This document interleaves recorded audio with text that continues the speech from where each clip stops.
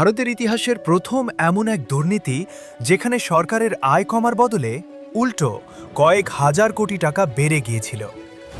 অথচ এই তথাকথিত দুর্নীতির অভিযোগে একটি রাজ্যের মুখ্যমন্ত্রীকে রাতের অন্ধকারে গ্রেপ্তার করা হয়। সিবিআই এবং ইডি দাবি করেছিল তাদের কাছে কোটি কোটি টাকার মানি ট্রেল বা দুর্নীতির প্রমাণ আছে। কিন্তু যখন সেই প্রমাণ আদালতে পেশ করা হলো তখন দেখা গেল সিবিআই এর তুরুপের তাস হল পেন্সিল দিয়ে লেখা কিছু আলগা কাগজের টুকরো। 2021 সালের 21শে মার্চ রাত 9টা দিল্লির মুখ্যমন্ত্রী অরবিন্দ কেজরিওয়ালের দরজায় কড়া নাড়ে 12 জন ইডি অফিসার।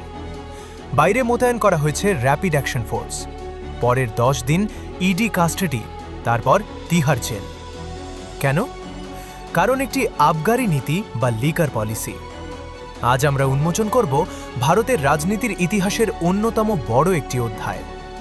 এটি কি সত্যিই কোনো স্ক্যাম ছিল নাকি এক পরিকল্পিত রাজনৈতিক ষড়যন্ত্র? চলুন গভীরে গিয়ে দেখি। এই গল্পের শুরু আসলে 11ই ফেব্রুয়ারি 2020 সালে। দিল্লির বিধানসভা নির্বাচনে আম আদমি পার্টি 70টির মধ্যে 62টি আসন জিতে এক অবিস্মরণীয় জয় পায়। এই জয় বিজেপির জন্য ছিল একটি বড় সংকেত। কেন?